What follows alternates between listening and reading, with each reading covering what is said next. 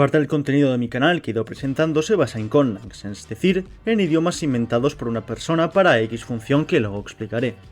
Hace un año, aparte, hice un vídeo explicando cómo hacerlas, no obstante, habiendo transcurrido casi más de un año, ahora que lo pienso, he visto que he aprendido bastante del tema de lingüística, de confección y más aún de cómo explicar las cosas. Este es el último vídeo, aunque no haya dicho ninguna tontería, creo que pudo haber sido explicado mejor y me dejé bastantes conceptos bastante importantes e interesantes sobre este tema, así que he querido hacer esta segunda parte, una especie de remake.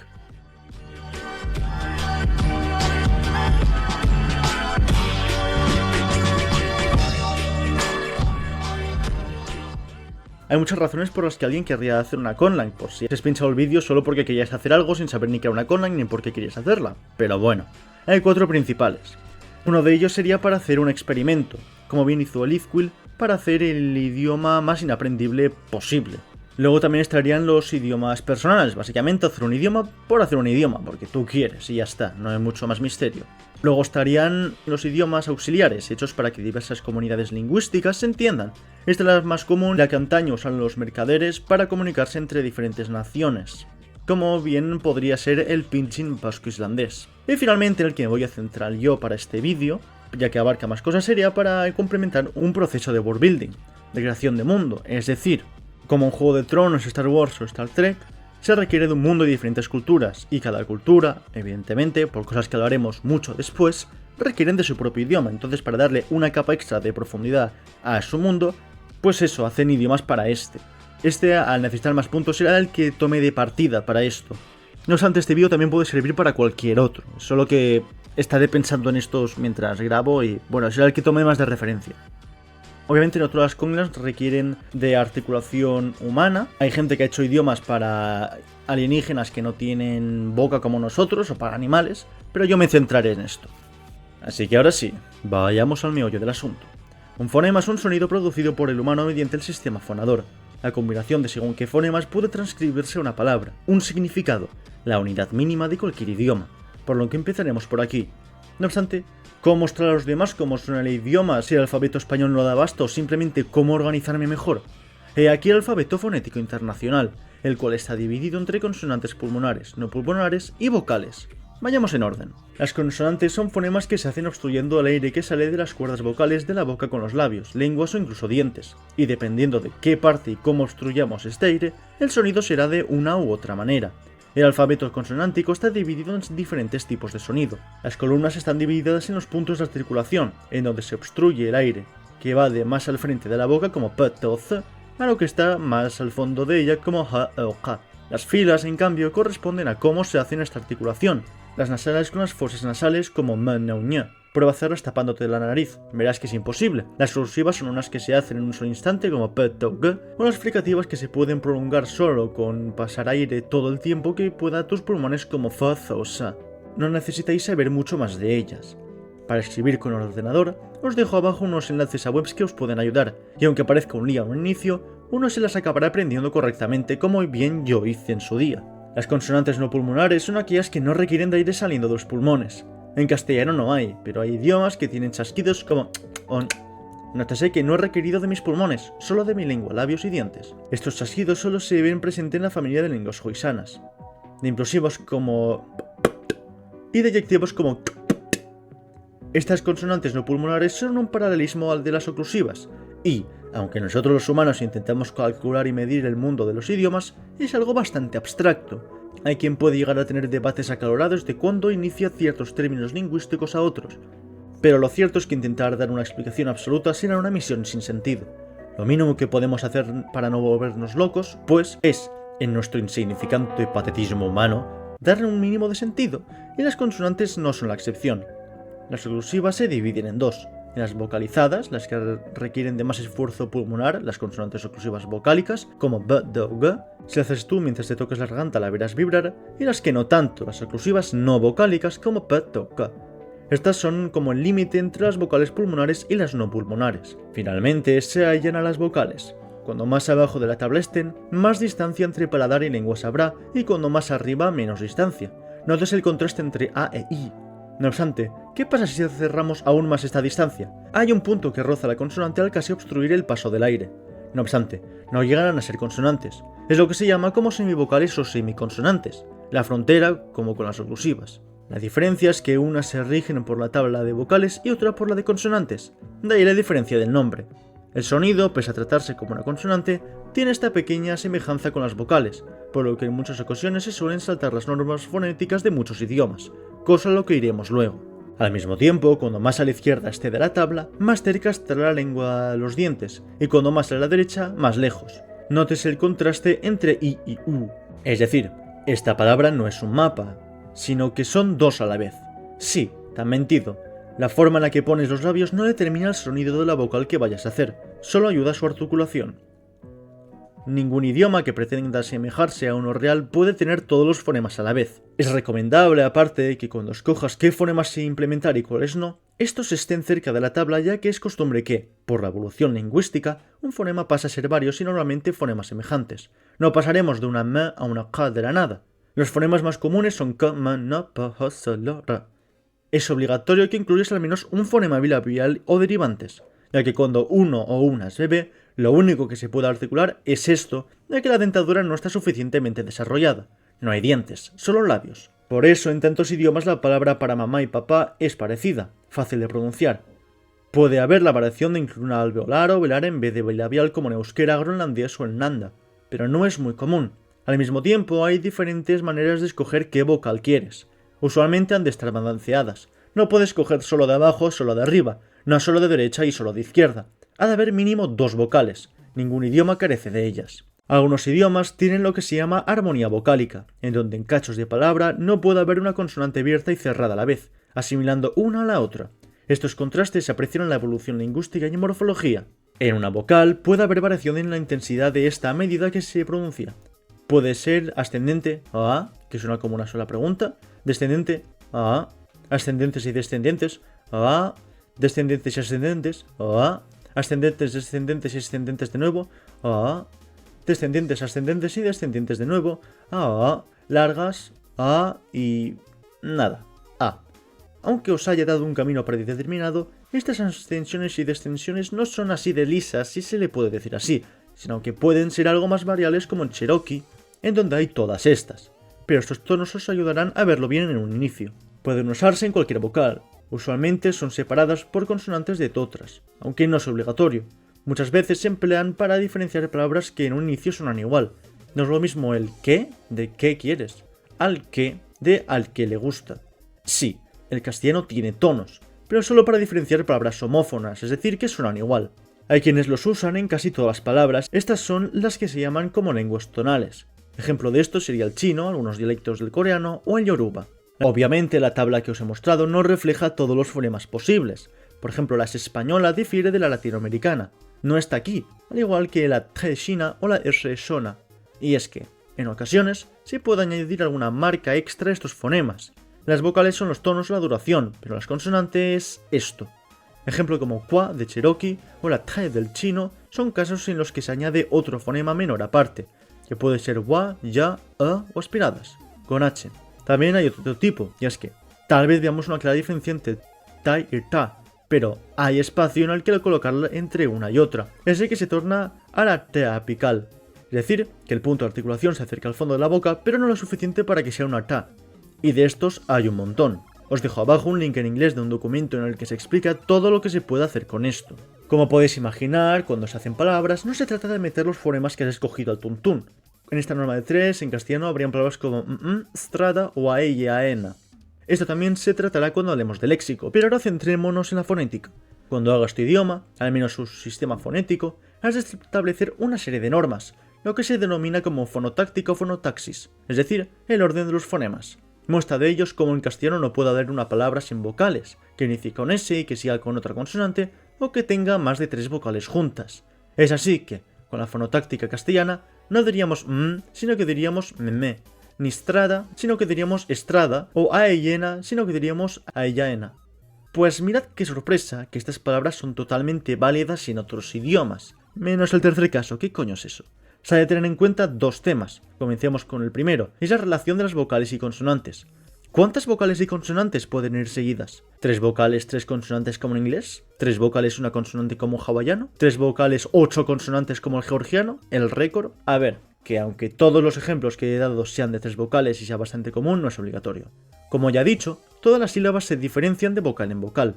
Las que no las tienen o solo son una, o tienen otra vocal entre medio silenciadas que no cuentan del todo como vocales. Asimismo, las semivocales y semiconsonantes pueden a veces saltarse esta norma ya que están en la frontera. Eventualmente hay excepciones. En castellano, por ejemplo, pese a que el límite técnicamente sean 3 vocales y 2 consonantes, tenemos palabras como monstruo o construcción, en donde esta secuencia de onstru lo permite, pero poco más. En el mundo de los idiomas siempre se deberá añadir excepciones por cosas que explicaremos luego para darle verosimilitud. Siguiendo, tenemos cómo se relacionan los fonemas entre ellos. Tal vez se permita que una consonante vaya al inicio de una palabra, pero tal vez haya la excepción de que una no pueda, o de que ciertos dos fonemas no pueden ir unidos, o que si un fonema está entre dos cambia ligeramente y así. Ahí toca experimentar. Imaginemos que tenemos una palabra con cierto significado. No obstante, ¿qué sabemos de esta palabra? Pongamos el ejemplo de retuércelo. Sabemos que la acción es retorcer. Alguien te está diciendo en una segunda persona al singular, a ti, que lo hagas, y que se lo hagas a un objeto. Solo con una sola palabra. A esto lo podríamos llamar como morfosintaxis, afijación u otros, pero me centraré en este punto, en el apartado de gramática. Dividimos este apartado en dos. Comencemos con el verbo. Te has de hacer estas preguntas. ¿Se lo hizo a alguien o a algo? ¿A qué o a quién? O incluso, ¿quién lo hace? ¿Cuándo se hizo o en qué periodo? ¿Antes, durante un instante? ¿Antes, durante un largo tiempo? ¿Después? ¿O a qué se lo está haciendo ahora mismo? También, ¿qué tan real es esta acción? ¿Lo harías si pudieses, pero hay algo que te lo impidió como el subjuntivo en castellano? ¿Estás narrando una historia como el pasado anterior del francés? ¿Niegas que lo haces como en el checo? Tras hacer esta clase de preguntas antes de hacer el sistema de conjugación, has de escoger qué tan específicos es cuando se dice una acción. Hay idiomas como el chino en el que apenas se especifica y otros como el navajo en el que un verbo determina si la acción incluye un objeto redondo o largo, qué tanta información da, y, a su vez, cómo se expresa. Hay dos maneras primordiales de hacerlo. La primera es con una partícula, una palabra inmutable que lo cambia todo como el hawaiano con la partícula wa, que se pone antes del verbo para designar pasado, o para designar que se hará en el futuro. También se puede emplear lo que se denomina como verbo auxiliar. Este es un verbo que existe, obviamente, usualmente bastante general, vago, como ser, haber, tener, pasar, pero que es formado para estar junto al verbo principal y así dotarle de un significado con una u otra connotación. Ojo, estos verbos auxiliares en un inicio han de tener un significado propio. Por ejemplo, en latín, para decir el futuro se usaba el verbo auxiliar deber. Hoy en día aún lo usamos, pero no llega a ser un verbo auxiliar. En cambio, este deber se convirtió en un afijo, pasando a ser la conjugación en futuro. Ya que si tienes que hacer algo, pues técnicamente lo acabarás haciendo, ¿no? Esto ya depende de lo que escojas. Hay casos incluso en el que se repite dos verbos, siendo uno auxiliar y otro el que se quiere expresar realmente. También está la opción de implementar desinencias. Es cuando se le añade un afijo, de lo que hablaré luego, sea al inicio, al final, rodeando incluso el medio del verbo para darle este contraste.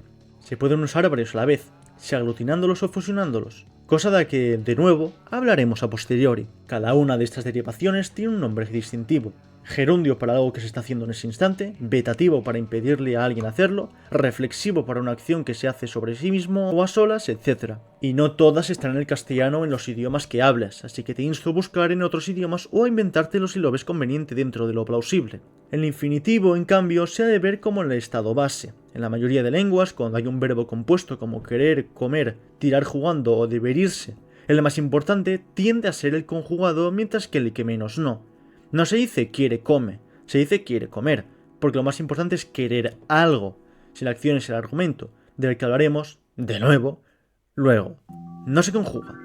Si ambos verbos pretenden tener esta misma connotación, sea tiempo, modo, persona, no cambia, pero si ambos se complementan, cada uno con una conjugación distinta, sí. Por ejemplo, como riendo. De otro modo, es innecesario conjugar los dos. Aunque claro, puedes hacer un idioma que no funcione así. Cualquier norma que te diga, pues te la puedes saltar, pero no es muy probable. Tal y como con los verbos, los sustantivos, palabras como casa, perro, coche, roca y demás, sufren de cambios en su connotación. Los casos determinan cuál es el rol gramatical de un sustantivo en una oración. Me explico. Pongamos el nombre María. Vale, bien, perfecto, tenemos un nombre, pero ¿qué le pasa a María? Si digo de María, se intuye que María es la posesora de algo. Si digo para María, se intuye que algo se está haciendo en pos de María. O si digo a María, se entiende que algo o alguien le está haciendo algo a María. Pues estos son los casos. Algunos idiomas, como el castellano, el hawaiano o el chino, implementan palabras auxiliares como aposiciones, adverbios o meramente expresiones para cambiar estos roles. En cambio, hay idiomas que usan afijos para tal labor. Lo que se llama conjugar para los verbos es igual en los sustantivos las declinaciones, cosa que ocurre en idiomas como el navajo, el latino o el turco. Hay otros idiomas que están entre medio. Tal vez no lo usen en sí, pero tengan palabras que lo hagan como el catalán o el alemán. Si estuviste atento o atenta en la clase de lengua en secundaria, tal vez te suenen cosas como complemento circunstancial de instrumento, complemento directo, indirecto, pues es algo así. Cada posible derivación del significado tiene un nombre y hay bastantes. Aquí abajo os dejo un link para estas. Sé que es Wikipedia y que no es lo mejor, pero al menos está enlistado. Recomiendo contrastar con otras fuentes, lo que os podéis encontrar aquí. Asimismo, cada cual puede determinar variantes de estos casos. Por ejemplo, en euskera hay dos genitivos, uno para objeto y personas y otro para lugares. Sé creativo y, de nuevo, pregúntate qué tan específicos quieres que sean. Tal vez no quieres meter según qué declinaciones, cosa recomendable porque son una auténtica burrada, pero tendrás que encontrar maneras de expresar estas ideas. Si no implementas declinaciones en específico, estas otras marcas serán más simples. El castellano, por ejemplo, no tiene ninguna, pero para decir que algo procede, pertenece o pretende determinar un puñado o cierto número de objetos, se dirá no sé qué de casas. Estas declinaciones aparte suelen cambiar entre si es masculino o femenino, singular, dual, plural, o animado o inanimado, o lo que se te ocurra. No os asustéis, en breve explico qué es todo esto.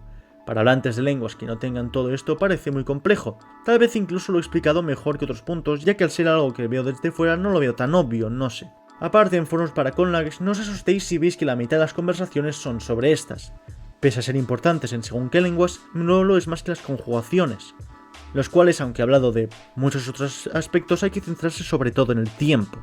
Lo más importante a la hora de conjugar. Es solo que al ser algo tan exótico a ojos de los países hablantes de lenguas del oeste de Europa, en donde se perdieron, parece la hostia, pero no os asustéis. Id poco a poco con esto. Es complejo de entender, ningún arquitecto empieza construyendo el Taj Mahal. Aparte de las declinaciones, hay otra cosa que nos permite saber bastante de los sustantivos. El objeto que nombras ahora es solo un o varios. Es inanimado o inanimado. ¿Es mujer u hombre? Esto se determina con la flexión de número, en la que una palabra no será tratada igual si es de una manera u otra. Las tres más comunes son el género, donde algo puede ser masculino o femenino neutral, asociados a un género, aunque para hablantes de idiomas que no tengan esto les parecerá bastante raro decir que una mesa es mujer y un puente un hombre, tipo es muy abstracto. Su número, que puede ser singular, solo uno, dual, dos, plural, más de dos, aunque también podrías inventarte el trial, el tetral o lo que haya en medio. Ambiguo, número indeterminado o incontable, una unidad que no se puede medir con números. Y por último, la animada, si algo puede hacer acciones por sí mismo o no. No todos los idiomas tienen estas opciones, ni en cada opción cada tipo. El castellano mismo tiene el número y el género, pero no la animidad. Pero dentro del número no tenemos nada parecido a lo dual, trial y así. Hay algunos, como el chino, que no tienen nada. Para adjetivos posesivos, también, sé que no son sustantivos, esta sí es alienable o inalienable, es decir, si te puedes deshacer de eso o no. Y para los pronombres personales, también, en el caso de si se incluye o se excluye a quien se habla. ¿Nunca te ha pasado lo que dices vamos al cine y alguien cree que esto lo incluye pero no hablas de esa persona? Pues el hawaiano te lo resuelve. Ahora, ¿cómo mostrar estas diferencias? Como ocurre con las declinaciones y las conjugaciones, hay idiomas que usan afijos, a veces modificando el de los casos en uno para determinar según qué cosas, y otros que son partículas aparte. Aparte, puedes innovar, tal y como para muchos, decir que algo es mujer y hombre es bastante abstracto, puedes basarte en otros parámetros. David J. Peterson, creador del idioma valirio para la serie de Juego de Tronos, desarrolló un sistema de clases léxicas basado en los 4 elementos. Algo que no sonaría absurdo, pero es que es bastante interesante, así que usa lo que quieras. La sintaxis viene del griego que significa orden. A mucha gente le puede asustar esto por la intrincada manera en que se suele enseñar, pero no os asustéis, la sintaxis es solo el orden de las palabras y o de los significados. Quedaos con esto como idea básica. Todos los idiomas se componen de 3 sintagmas, una serie de palabras, a veces solo una, también depende de cómo hagas tu idioma, que designan a la persona que hace la acción en sí y lo que sufre de ella. Estos sintagmas, en caso de que se compongan de varias palabras, usualmente tienen un núcleo, la más importante y la que sin ella la frase no tiene sentido alguno. Los complementos, que tú decides en qué posición ponerlos en según qué casos, son los que acompañan. Puedo decir yo como mucho arroz. Este mucho complementa la palabra arroz, pero no puedo comer yo mucho. A ver, en este caso se sobreentiende, pero igualmente esto me sirve de ejemplo. Aunque no lo diga, requiere de estar implícito, así que no cuenta del todo. Tu cerebro está acostumbrado a que haya algo que sea mucho y por eso lo incluye sin estar ahí. Y de ahí lo que quieras añadir con las normas que quieras añadir. Ahora, hay ocasiones en las que estas oraciones pueden estar atadas a otras. Por ejemplo, en castellano podemos decir yo como arroz cuando estás en casa. Dos frases en una que se complementan. Para esto se requiere de un conector, una palabra, expresión o lo que sea que, según su significado, determina la relación de una frase con otra. No es lo mismo yo como arroz pese a que estés tú, a yo como arroz cuando estás tú. Las frases coordinadas son aquellas en las que los dos son igual de importantes, mientras que las subordinadas, aquellas en las que una de las dos lo sea más que la otra. Solo hay un sujeto, pero el resto de los demás todas las veces que se quiera. Los conectores no serán igual entre una frase coordinada y una subordinada, tal y como no lo son en un sentido y en otro. Ahora, no todos los idiomas tienen este orden de sujeto-verbo-objeto. De hecho, el más común es sujeto-objeto-verbo, en donde en vez de decir yo como arroz, se diría yo arroz como, mientras que el menos es el de objeto-sujeto-verbo, en donde en vez de decir yo como arroz, se dice arroz yo como. Si tu idioma es lo suficientemente complejo morfológicamente, es decir, que cada palabra se explica por sí sola, de lo que hablaremos luego, como podría serlo el castellano o el aleut, esto puede ser más flexible pese a haber uno en común, requiriendo de los cambios morfológicos pertinentes. Al mismo tiempo, hay ocasiones en las que este orden puede ser alterado. Por ejemplo, en inglés, si la pregunta es interrogativa, pasa a ser sujeto-verbo-objeto a verbo sujeto-objeto, o en el hawaiano, en donde si la oración es una negación, pasa de ser un verbo sujeto-objeto a un sujeto-verbo-objeto. Y, de nuevo, a su vez, a cualquier norma, no solo del orden oracional, sino que, de la sintaxis, puede incluir excepciones. Por ejemplo, el verbo mamake o makemake en hawaiano, querer o gustar, aunque esté en negativo, siempre estará antes del sujeto. Al mismo tiempo, si tu idioma es polisintético, cosa que, de nuevo, explicaremos luego, una frase puede estar conformada con una sola palabra, pero el orden siempre será el mismo. Teniendo el orden oracional explicado, hay otros tres que tener en cuenta a la hora de confeccionar la sintaxis en tu idioma. El primero sería el de la posición con respecto al nombre, una palabra que no cambiará jamás, que se encarga de introducir un término como declara, en Huelva o hacia Pepe. Siempre acompañada el número de un sintagma nominal, es decir, un sintagma cuyo núcleo consta de un sustantivo, sea casa, coche, Pepe, etc. A veces también se ven con verbos o adjetivos, palabras con significado propio, pero estos fungen de sustantivo por cómo son tratados. Si va antes de este sintagma se llama preposición, como en castellano. Si va desde después, posposición, como en euskera.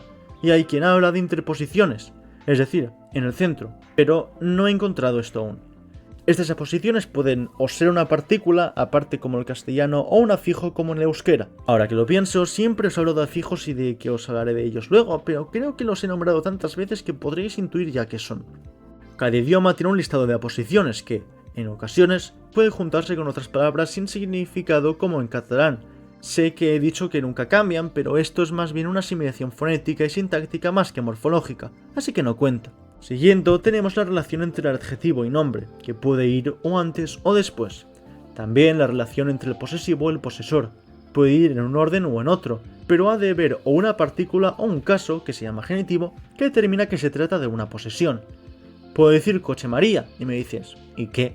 Pero si le dices el de, ya se entiende todo, ¿no? Obviamente, con todos estos órdenes, dependiendo de la situación que se te ocurra, puede haber excepciones. Por ejemplo, en castellano, los llamados adjetivos calificativos, que por sí dicen algo y normalmente son más bien abstractos, pueden ir antes. Se puede decir coche rojo y rojo coche, pero no católica iglesia en vez de iglesia católica, ya que esto es un adjetivo relacional. Dependerá de en qué casos incluirás estas excepciones o no. En la mayoría de lenguas, el nombre siempre irá antes o después, aunque claro, siempre hay el que se lo saltó o hace mezclas, pero no es lo habitual. Como con los verbos, el estado base de un subjuntivo, entrando de nuevo ya en el mundo de los casos y declinaciones, varía entre si es un idioma nominativo acusativo o absolutivo ergativo. Antes de explicar todo esto, hay que tener en cuenta que todos los idiomas tienen tres tipos de frase, al menos dentro de lo que he encontrado. Vayamos en orden. 1. Las frases transitivas son aquellas que tienen a alguien que la hace, una acción y uno o varios objetos, aquí llamados argumentos, que se ven involucrados. Hay verbos que están hechos para esto, los verbos transitivos. Por ejemplo, regalar, yo le regalo algo a alguien. Comprar, yo compro algo. O ir, yo voy a un lugar. El primer argumento, el más importante, se suele llamar complemento directo, y el que menos, complemento indirecto, cada cual con una presencia menos relevante a la anterior. Puedes decir, le regalo, se intuye que lo haces con algo, pero no hace falta que esté. Le regalo una flor, sí, y finalmente, ante el máximo nivel de especificación cuando se tiene aún menos contexto, le regalo una flor a Ana. Qué bonito, Eric, un buen detalle. A continuación tenemos las frases intransitivas, verbos en los que no hay objeto, es decir, intransitivos. Por ejemplo, crecer, yo crezco, no le crezco a algo o a alguien, o lo hago por mí mismo, o dormir, yo duermo. Luego está si se le añade otra cosa como yo duermo por la noche, yo crezco deprisa, pero estos son otros complementos que no son argumentos. ¿No le duermes a la noche ni le creces a la rapidez? Uf, estoy teniendo flashbacks de mis clases de castellano en bachillerato. ¡Qué tiempos aquellos! Saludo a mi profe si está viendo esto, de hecho. Hay verbos que pueden ser transitivos e intransitivos a la vez, aunque estos ya dentro de otro significado. Por ejemplo, llorar. No le lloras algo a alguien, pero si es en un contexto funerario, tal vez. Finalmente, tenemos las clases impersonales. Estas no son muy importantes para lo que tengo que decir, pero igual tenlas en cuenta ya que has de encontrar alguna manera de expresar esto. Son oraciones sin sujeto, son muy pocas. En castellano, por ejemplo, están para designar eventos climatológicos como llueve, niebla o hace sol, o de existencia como hay gente. No hay nada que le llueva a nadie, sino sobre algo o en algo, es decir, ya otro complemento, ni nada que haga que haya gente. Dicho esto, dependiendo del idioma, hay diferentes maneras de tratar a todo esto. El caso nominativo es el estado base de un caso gramatical. Esto es al menos en los idiomas nominativos acusativos. Se implementan en el sujeto de la acción. Cuando este nominativo le hace algo en oración o algo, se convierte en un acusativo. No es lo mismo la persona a la persona como una manzana. El castellano mismo es un idioma nominativo acusativo por mucho que no le haga cambios morfosintácticos al sujeto, cosa de la que hablaremos luego. Los idiomas ergativos funcionan igual a los idiomas nominativos. No obstante, el caso nominativo, aquí llamado absolutivo, se pone en el objeto de la acción en vez de en el sujeto. El acusativo de los idiomas ergativos es el ergativo, de ahí el nombre. Solo entre un 40 y un 30% de los idiomas funcionan así. Claramente, no todos los idiomas ergativos ostentan casos declinados, sino que, como con el español, algunos implementan partículas aparte, por lo que se tendrían que comportar como si el objeto fuese el sujeto. Si el castellano fuese un idioma ergativo, por ejemplo, no diríamos me comí el pan, sino que diríamos el pan me comió, ya no así entender que soy en realidad yo quien lo hizo. Sinceramente es un tema bastante complejo, por lo que si queréis implementar esto para vuestras Conlang, investigad qué otras variantes ostenta este hecho a nivel neurracional. Tal vez haya cosas que me he dejado, pero la base es esa. El protagonista ya no es quien hace la acción, sino que quien la sufre. El léxico básicamente es lo mismo que el vocabulario, son las palabras en sí, así que no hace falta que explique demasiado aquí. Todas y cada una de las palabras tienen una unidad mínima. En los idiomas que tienen afijos, al menos, hay una serie de fonemas con cierto significado propio que no pueden cambiarse sea la modificación que sea. Por ejemplo, si te hablo de comida, la raíz es com. Puedes decir comer, comida, comestible y así. A partir de esta raíz se le puede modificar la clase léxica o crear nuevas palabras a partir de raíces. En algunas excepciones, la raíz en sí cambia, como el verbo ser en casi todos los idiomas que lo tengan por algo que explicaré a posteriori, en cuyo caso se habla de una raíz irregular, aunque bueno, en este caso de un verbo irregular. Hay dos maneras principales por la que una nueva palabra nace de una raíz. La primera sería por afijación, se le añade un afijo a la palabra que ostenta un significado. Por ejemplo, free de frío, friolero, lero de aquel que tiene X característica, o frialdad, aldad a aquello que tiene tal connotación. En este caso se asocia el frío a algo cruel, por lo que pese a que los afijos se parezcan, no significan exactamente lo mismo por el contexto que le ha dado la sociedad. Se ha de tener una serie de afijos que signifiquen según qué cosas. Por ejemplo, friolero, panadero y maletalero. Significan que aquel que tiene frío, aquel que hace pan y aquel que toca metal, respectivamente. De mundos diferentes, pero con el mismo camino gracias al afijo. Algunos afijos, sí, pueden tener significados más abstractos como los ejemplos previamente dados, pero otros no tantos. Por ejemplo, bio, vida, gracia, de poder, o filio, filia, amor. Algunos afijos están hechos para ponerse al inicio de la palabra, los llamados afijos, otros al final, los sufijos, y los que están en medio, los interfijos. Otra manera de hacer nuevas palabras mediante raíces es con la combinación de varias. Por ejemplo, lavavajillas.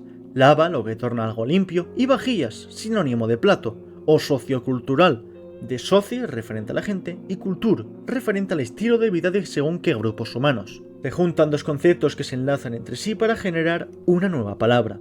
Aparte de todo esto, se puede hacer una combinación entre fijación y combinación, Centrémonos en el caso de sociocultural, por ejemplo. Tenemos al final el sufijo al con connotación y sí, algunos sufijos pueden repetir significado, pero solo unos irán junto a ciertas palabras. Por ejemplo, podemos decir kafkiano, pero no kafkioso. Aparte de eso, tenemos esta o que no aparenta tener utilidad. Simplemente es porque a los hablantes les ha sonado mejor. Apenas hay más explicaciones, solo eso. Os sorprendería la cantidad de cosas de todos los idiomas que surgen solo porque suena mejor así, o es que da pereza decirlo de este otro modo. Podríamos decir que la morfología es como la gramática afecta al léxico, de su estructura sobre todo. A partir de esto, pues hay 4 maneras primordiales en las que un idioma se desarrolla con respecto a esto. Las lenguas aislantes solo tienen raíces. No hay nada que la cambie y por cada significado se ha de pronunciar una palabra distinta. Obviamente, para generar nuevas palabras, recurren a la creación del léxico por derivación y de fijación. Ejemplo de esto serían el idioma hawaiano o el chino. Las lenguas aglutinantes son aquellas que por cada significado abstracto como plural, femenino, tiempos verbales, casos gramaticales y lo que se te ocurra, se añade un afijo. Estos no se fusionarán entre ellos, sino que se aglutinarán, se pondrán uno seguido de otro. Ejemplo de esto sería el turco o el náhuatl. Las lenguas fusionales, en cambio, son aquellas que tienen afijos, sí, pero que se pueden fusionar y en algunos casos cambiar la palabra con significado propio. No que todas las raíces sean irregulares en sí, pero que sea más común y que en más parte de la raíz pueda ser cambiando. De ahí que se sufra tanto de irregularidades. Ejemplo de idiomas fusionales podría serlo el castellano mismo o el navajo. Por último tenemos a los idiomas polisintéticos. Cada palabra puede unirse a otra para dar nuevos significados, por lo que frases enteras pueden ser un solo vocablo. Ejemplo de esto sería el inuit o el mohawk. Usualmente esta manera de ver los idiomas suele compararse con su complejidad. Cuanto más aislante sea, más simple, cosa que no significa inferior, mientras que cuando más cerca un idioma polisintético es este, más complejo, cosa que de nuevo no significa que sea superior. Los idiomas usualmente, al evolucionar, tienden a simplificarse, a acercarse más a idiomas aislantes. No obstante, cuando se ha simplificado a más no poder, hace el camino de vuelta en procesos de decenas de miles de años. Esta escala, no obstante, aunque la haya puesto etiquetas para guiarnos, es más bien un espectro. Hay quien dice que el náhuatl es, como ya he dicho, aglutinante, pero otros te dirán que es polisintético. O el hawaiano mismo tiene palabras que se componen como un idioma fusional como kanaka, persona, o wahine, mujer, que implementan un tono largo en su primera sílaba si es en plural. Dependiendo de qué tipo de idioma se trate, la información extra de clases léxicas, conjugaciones y declinaciones se tratará de diferente manera. Si por cada palabra se da la suficiente información, el orden oracional puede permitirse ser más flexible, como en el caso del náhuatl, el castellano o el aleut. Pero ojo, como dije, con un orden más común que otros. Cada palabra, también el contexto, ha de dar la información que si es un objeto o un sujeto y, en el caso del verbo, más claro de ver, su naturaleza. Los complementos también han de ser claros. Pongamos que digo hombre rata. Tenemos claro que hablamos de un hombre que se parece a una rata, pero si apenas tiene vocabulario del castellano y hablas un idioma muy diferente a este, podrías llegar a tener la duda de si no es al revés, o si es muy rígido sin flexibilidad o muy específico con muchas de estas. Aunque claro, también puedes hacer mezclas, pero se ha de tener claro, de otro modo confundirás a los hablantes, y en realidad puede dar un buen juego con posibles juegos de palabra y malas traducciones, pero bueno. En un proyecto de word building, hacer evolucionar un idioma puede servir para o crear familias lingüísticas propias o para darle una capa de profundidad extra. El creador de contenido Biblaridion, quien hace vídeos de conlangs, word building y biología especulativa, recomienda hacer primero una protolengua para a continuación desarrollar los cambios que veremos a continuación y dotarle de una capa extra de realismo. Al usarse tanto una palabra, esta puede variar bastante con el tiempo. Es por eso que palabras más comunes como suelo han cambiado tanto con respecto al latín, mientras que otras menos usadas como referéndum, no. Esto también ocurre en variaciones de conjugación, clases léxicas y casos. Cuanto más usado sea un verbo, más irregular se volverá. Ejemplo de ellos es el verbo ser en los idiomas que lo tengan. Y es que no todos los idiomas tienen verbos como ser, estar o parecer, ya que en realidad no hace falta que estén. Si dices Ana es tonta, se entiende igual que Ana tonta. Lo siento, Ana, era solo un ejemplo. Mientras que esto puede ocurrir en raíces, también se aprecian afijos, haciendo que según qué palabras sean diferentes. Por separación geográfica, todos estos cambios se harán en unas u otras palabras de unas u otras maneras. Hay casos en el que, a causa de haber una red comercial, se dan un continuo dialectal, en el que cuando más a un lado vayas, menos semejanzas tendrás con el otro dialecto, sin dejar una línea clara en donde termina e inicia un idioma. Idiomas aparte separados claramente por fronteras políticas, sociales o naturales. Esto es común en un inicio, no obstante con el tiempo estas irregularidades suenan extrañas y antiintuitivas para las generaciones futuras y para quienes aprendan estos idiomas, por lo que o harán estas irregularidades una excepción añadiéndole otras palabras, o volverá al estado inicial, o, en el caso de que esta irregularidad haga que se asemeje a la norma de otro sitio, pasará a seguir la norma de este otro. Esto ya sería un tercer nivel de evolución, ya si quieres que tu idioma sea fotorrealista, o lee por ti en ese caso. También una cosa curiosa es que una misma palabra evolucione de dos maneras. Usualmente una forma más arcaica, los cultismos, y la otra no, las palabras patrimoniales. Esto ocurre tanto en el mismo idioma como en idiomas separados, pero de un mismo origen. Eso también podrá ser visible si una raíz, en tiempos de esta primera versión, una palabra por combinación o fijación, pasa a ser otra. Es por eso que por un lado la palabra nigrus pasa a ser negro, mientras que denigrare, venidera del efijo de, tratar de, nigrus, negro de la suciedad en este caso, y are, la desinencia del infinitivo, de la palabra actual denigrara, no denegrara. Al ser tomadas por separado, evolucionan de maneras distintas con mayor facilidad, quedando en un término más informal, pero que personalmente me encanta, fosilizada aquí. En tema de clases léxicas, conjugaciones y declinaciones ocurre incluso más, cosa que fomenta la irregularidad. Ya hemos visto cómo los idiomas cambian en tema vocabulario, no obstante en tema fonético se sigue otras normas, obviamente. Un mismo fonema puede pasar a ser otro. Ojo, este cambio no ha de ser muy brusco. Este nuevo fonema, como ya he dicho, ha de estar o cerca de su lugar de origen o ser una derivante de otra. Aunque claro, eso también puede pasar de varios fonemas a uno o viceversa. En el caso de que dos culturas choquen, un fonema puede ser sustituido por otro, aunque su cercanía no sea mucha. Cuando un idioma evoluciona, lo hará gramaticalmente también. De siglo en siglo, de nuevo, no hagas cambios muy abruptos, no pases de castellano a euskera. Si sabes lo que te quiero decir, la evolución de las lenguas, pese a ser lo menos que la de las especies, es lenta. Como siempre en la evolución, que se da para simplificar, una constante en la evolución lingüística, cuando dos consonantes gramaticales se asemejan, pasará a ser una y solo el contexto determinará la diferencia. Como he dicho antes, cuando un idioma se simplifica a más no poder, tiende a volver a complejizarse, por lo que a veces a la hora de requerir ser más específico con lo dicho, se crean nuevas construcciones. Si se usa una palabra auxiliar para determinar casos, conjugaciones y clases léxicas, con su uso, cosa que me gusta llamarle como erosión, pasarán a sufijarse en las palabras en sí, como ocurre con el castellano con el verbo auxiliar haber, que pasó a ser la desinencia de muchos casos. En el caso de haber algún tipo de contacto con otra cultura, en casos más aislados, cuando el contacto sea muchísimo más presente que el de la población, habiendo familias plurilingües y o culturales, estructuras gramaticales o incluso locuciones, es decir, qué verbo o expresión usar para según qué acción y contexto, no es lo mismo abrir la nevera que abrir la tele, cada idioma tiene estas pequeñas diferencias, dato clave, cuando hagas una traducción de tu Conlang que no sea idéntica a tu idioma palabra a palabra, vaya paréntesis más largo, pueden influenciarse, como hemos visto en las locuciones, imitando a los del otro idioma o influenciándose. Tema gramático también puede darse por confusión, ahí sé todo lo creativo o creativa que quieras. Una última cosa que puede hacer evolucionar un idioma son los préstamos lingüísticos, obviamente. Al contactar dos idiomas, usualmente una tendrá cosas que la otra no, al venir de una región con recursos diferentes, por lo que, a menos que esta primera tenga un sentido de superioridad, en cuyo caso forma nuevas palabras, tomará la del visitante, o adaptándose a su fonética o adquiriendo un nuevo inventario fonético. Esto dependerá de si su relación es más o menos abusiva hacia qué lado, pero sea como fuere, este intercambio por parte de ambos será bilateral, es decir, que los dos tomarán préstamos al mismo tiempo. La escritura es la representación de lo dicho en un medio gráfico. Ya está, no hay absolutamente nada más que la defina, aunque claro, siempre habrá diferentes maneras de hacerlo.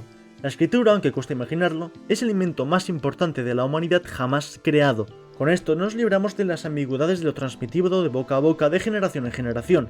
Tenemos textos inmutables, fuera de malas traducciones u otros, que nos dicen exactamente cómo crear según qué artilugios, historia y demás, recordando cosas que de no ser por esta se olvidaría. Toda cultura que ostente escritura es una cultura histórica, mientras que las que no, prehistórica. Nótese su peso. Sin esta nunca habríamos llegado siquiera a hacer máquinas de vapor. Eventualmente hay diferentes tipos de sistema de escritura. La primera de la que hablaremos sería la consonántica, es decir, en la que se escriben todas las consonantes. Las vocales, en cambio, se interpretan con el contexto. No obstante, esto ha producido bastantes errores de traducción, de ahí que la Biblia católica actual ostente tantos al venir de textos hebreos y arameos. Idiomas como el árabe, en cambio, pese a tenerlas, no son obligatorias y se añadieron después. Siguiendo, tenemos los sistemas de escritura fonéticos, entre los que están el alfabeto, el abecedario y el georgiano. Como bien indica su nombre, de nuevo, se escriben todos los fonemas por separado. No hay idiomas que solo tengan vocales, ya que suelen tener un repertorio bastante más bajo, al mismo tiempo que un idioma puede tener más de un sistema de escritura, sea por diferencias regionales o para suplir las carencias de las principales. Cada símbolo de los sistemas de escritura fonéticos también puede estar compuestos de dos si se requiere de un nuevo sonido o coger de otros. Los silabarios, en cambio, son aquellos idiomas que representan sílabas. No obstante, en ese tipo de sistema de escrituras existe un problema, y es que ¿qué pasa si hay palabras que solo tienen un fonema? ¿Y si se quiere transcribir de otro idioma fonéticamente dispar? Las limitaciones de las sílabas atadas a la fonotaxis del idioma puede complicar esto.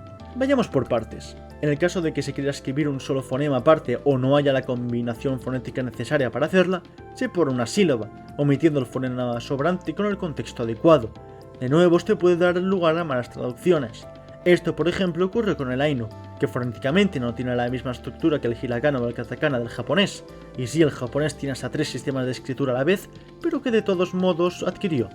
Otra solución sería la incluir letras auxiliares aparte para estos casos como en el tamil, o, simplemente, el idioma del que viene es tan flexible fonéticamente que tiene una combinación de sílabas capaz de abarcarlo casi todo, aunque esto es un poco más improbable. Téngase en cuenta que cuanto más complejo sea un idioma que tiene esta clase de sistema de escritura, más símbolos se necesita porque más combinaciones habrá. Esto ayudaría a transcribir textos en otros idiomas, sí, pero si estos tienen fonemas que no se tiene, o se imita lo más posible el sonido original con lo que pueda dar abasto, o se escribe con el alfabeto original, aunque esto más bien en el caso de que se espere que el lector sepa leerlo. Japón, por ejemplo, puede permitírselo con el latino. Los sistemas logográficos, por su parte, son aquellos que, por cada concepto o palabra, tienen una letra distinta, lo que se llama logograma. Así empiezan todos los sistemas de escritura y de ahí van convirtiéndose en silabarios, consonánticos o fonéticos. De momento, como dato curioso, ha surgido la escritura por sí misma en Mesopotamia, en China, en Mesoamérica, en las islas Rapa Nui, más conocidas como las islas de Pascua, y en la nación Yupik en Siberia, pocos años antes de la llegada de los colonos rusos. ¡Qué casualidad! Todas, al menos en su origen, logográficas.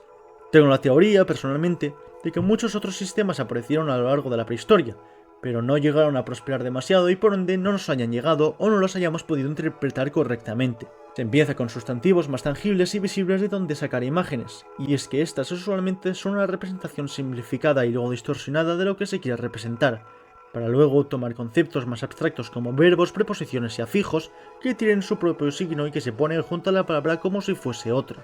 Para crear nuevas palabras o se hace un signo nuevo o se combinan varios. De nuevo, ¿qué hacer si se quiere representar un sonido que no está en el idioma? O se crea o se hace una transcripción fonética, usando los signos existentes más semejantes, o se hace uno nuevo o se usa un alfabeto auxiliar / el original. De nuevo, suponiendo que el interlocutor lo pueda leer. Es como poner un texto en árabe en un libro de texto en España. Habrá quien lo pueda leer, sí, pero la inmensa mayoría no, algo que los japoneses, de nuevo, por ejemplo, sí pueden permitirse con el abecedario. La ventaja de este sistema es que, al ser una representación de un concepto en sí a quien le es indiferente la fonética, al adaptarse a nuevos idiomas, en ocasiones, hablantes de diferentes idiomas pueden entender lo mismo con el sistema de escritura del otro aunque no tengan nada que ver fonéticamente, aunque con el tiempo, al cambiar, esto no dure. Tal y como dos palabras que suenan igual pueden tener significados diferentes, lo que se denomina como la palabra homófona, dos logogramas pueden tener uno solo o viceversa. Esto puede formar tanto juegos de palabras como malas traducciones. Vale, ya sabemos qué signos usaremos. Si eres occidental, tu primer impulso será el de hacer que la escritura vaya de izquierda a derecha, de arriba a abajo, ¿no? Ten en cuenta que también puede ir de derecha a izquierda, de abajo a arriba, en columnas o lo que se te ocurra. Mi forma favorita, aunque no la que más he usado ya que es poco común, aunque bastante efectiva, es el bustrofedón, es decir, que se lee en un sentido y luego en otro a la línea siguiente, agilizando la escritura y dificultando en perderse de línea. Los signos también han de cambiar de dirección de un sentido a otro. La escritura, al contrario que el idioma en sí, es creada por la gente de alto poder. No hay nada que sea al azar y los pocos cambios que puedan generar deberán pasar primero por la aprobación de las élites más altas. La dirección de la escritura no puede ir al tuntún, ha de haber una razón por la que ésta sea así. El mayor factor a destacar será la superficie, en este caso la forma. Si se escriben rollos de una sola tira horizontal, leídos en horizontal, se leerán en vertical, por ejemplo. No tiene sentido que sea como la europea, sino que sea columnas, de otro modo, se deberá extender por completo para leer solo una línea, o si se hace un medio rectangular vertical originalmente, también rollos preluidos en otro sentido, o papeles DIN A4 posicionados verticalmente, como todos conocemos, que luego, pese a cambiar, se mantendrá así. Tendrá más sentido hacerlo en filas. La estética parecerá ser un apartado insignificante a tratar, pero creedme que no lo es. La estética del sistema de escritura refleja el material en el que se escribía al menos en un inicio. Si es en la roca, en donde las figuras curvas son más difíciles de hacer, será más común ver formas rectas, o, si es a papel y tinta, habrá más flexibilidad de movimiento, aunque si el material con el que se pinta, como la pluma o como la conocemos, solo puede ir en una dirección, la escritura se verá influenciada por esto. Hay que tener en cuenta todos estos factores, aunque parezcan nimios. Mi ejemplo favorito es el del tamil, que, al escribirse al inicio a cuchillo y hoja de coco, solo se puede implementar formas circulares, de otro modo se romperían las fibras. Es por eso que, sin conocer estos dos sistemas de escritura, el ejemplo expuesto en pantalla os choca, ya que unos símbolos del georgiano vienen de un material y otro, el amárico, vienen de otro. La ortografía es la relación entre lo pronunciado y lo escrito, qué tanta cercanía tiene y qué métodos usan para generar según qué fenómenos fonéticos. En estos dos primeros alfabetos expuestos, a la hora de adaptarse a un idioma que a un inicio no lo tenga, se harán o nuevas letras o combinaciones que formen otras. De ahí que el francés tenga una ortografía tan compleja, porque mientras que el idioma del que viene es menos complejo fonéticamente, la influencia germánica la complejizaría, requiriendo de nuevas combinaciones para formar nuevos sonidos. Cuanto más parecido a lo que se pronuncie sea la escritura, será lo que se denomina más transparente, mientras que cuanto menos, menos. A veces, con el tiempo, es complicado actualizar el idioma. Pondré de nuevo el ejemplo del francés. Está claro que el verbo ser en tercera persona del singular est del latín no tiene mucho que ver fonéticamente con el i del francés. Pero claro, tras miles de años de cambio fonético gradual, dime en qué momento se ha de pasar de est a e, aparte de que algunas reformas se ven con recelo por parte de la sociedad. Esto provoca que, con el tiempo, se aleje lo escrito de lo dicho. Con el tiempo, no obstante, esto produce irregularidades. Por otro lado, ayuda a distinguir palabras homófonas. Hay idiomas que generan otro símbolo, como antaño estaba el inglés, tomando de otros sistemas. A veces, como un fonema es sustituido por otro, no hace falta hacer cambio alguno. Aunque parezca tonto, el entorno en el que se encuentra la población de un idioma puede cambiar algunas cosas. Vivir en lugares altos, fríos y secos o solamente montañas hace que las consonantes selectivas sean más frecuentes. Se cree que, como es más fácil quedarse sin saliva al hablar, no cunde malgastar la i, por lo que, si se puede ahorrar consonantes pulmonares que sí las gastan, mejor. Esto no es absoluto, sino que más bien una tendencia. El nivel tecnológico obviamente afectará al idioma. Para que se dé la escritura que se popularice, se requiere de un grupo social que tenga tiempo de razonar y que no se pase todo el día cazando o recolectando. Para ello se requiere de asentamientos con sistemas sociales en el que ciertos grupos de individuos se centren en suplir ciertas necesidades, no teniendo que invertir todo su tiempo a todo a la vez y pudiendo especializarse más en otros factores, mejorándolos. De este modo, con un registro de palabras anteriores y con la costumbre de idealizar el pasado, considerando la evolución lingüística usualmente dada por el pueblo raso, usualmente analfabeta y por ende pobre, algo de menor prestigio, por lo que sociedades con escrituras tardarán más en evolucionar lingüísticamente, al menos en el mundo de la institucionalidad, aparte de que con las implementaciones en ciencias y tecnologías se requeriría de nuevo vocabulario, a veces venideros del cronolecto actual y a veces venideros anteriores, haciendo que este proceso de fosilización sea bastante más recurrente. Esto a la larga hace que varios idiomas ostenten mucho mayor vocabulario. A su vez, esto impulsa los sociolectos, en donde según tu posición social, tu forma de hablar varíe, algo que solo puede ocurrir en asentamientos estáticos. Usualmente no son tomados en cuenta hasta que haya pasado un tiempo. Son estas culturas quienes implementan el término de hablar mal un idioma, pese a que sea la materno. Desgraciadamente, la política también afecta a los idiomas, y ahora veréis por qué desgraciadamente. A veces hay términos o formas de hablar que se prefiere evitar por la connotación de esta.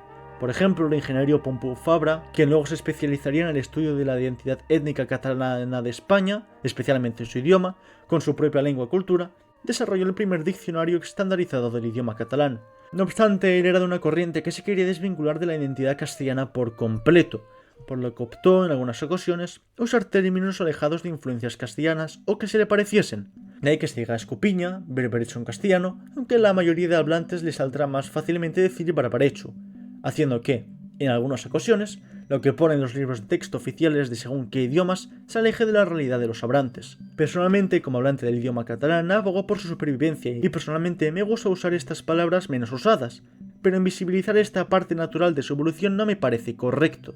Otros cambios más grandes y graves podrían ser directamente el de hacer desaparecer idiomas. La inmensa mayoría de lenguas que hoy en día están en peligro de extinción es porque esta cultura ha asentado sus dominios políticos, dando una aparente mayor sensación de utilidad y de prestigio, por lo que muchos optarán por dejar de hablar su susodicho idioma, a veces también dialectos, cosa que se llama centralización lingüística, por mera vergüenza al considerarlo vulgar.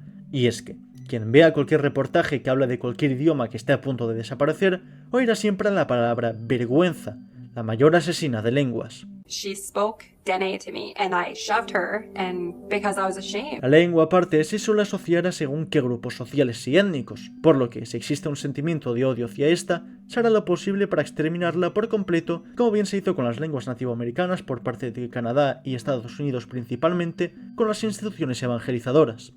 Con todo esto ya podemos crear un idioma 100%, al menos uno con el que se pueda tener una conversación fluida si se aprende. Fonética, gramática, sintaxis, morfología, léxico, escritura y en según qué casos, historia de trasfondo. No obstante, ¿cómo mostrarlo al público? Más bien dicho, ¿de qué manera tratar el idioma? ¿Qué toca ahora que me he quedado sin propósito en la vida? Cuando expongas tu idioma, aparte de la explicación lingüística, es recomendable incluir frases de ejemplo. Para ahorrarte un tochaco entero debajo de qué significa cada cosa, es preferible seguir la siguiente estructura. Primero el texto en tu idioma en X fuente, la glosa de lo que ahora hablaremos que se deberá escribir en talla más pequeña y una fuente sin serifa, es decir, estos palitos que adornan las letras, la transcripción fonética escrita entre barras y en cursiva, y la traducción al idioma del lector, preferiblemente en otra fuente que la del texto de arriba. No hace falta seguir al pie de la letra tema tamaños y fuentes, pero muchos la usan y personalmente es la que veo más eficiente. Ahora, la glosa es la traducción más mecánica. Pones todos los significados por separados y en el orden en el que aparecen. Las palabras con significado propio se escriben tal cual, en minúscula y en estado base. Ya sabéis, infinitivo, nominativo y tal. Cualquier modificación morfológica se especifica al lado separado con un punto. Si es por tema prefijación se pone antes. Si es por tema sufijación se pone después.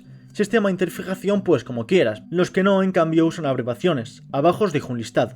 No tiene todos y cada uno de los conceptos de las glosas, pero si no queréis no hace falta que pongas nada más complejo, con esto sirve. De palabra en palabra no se separa solo con punto, sino que también con un espacio.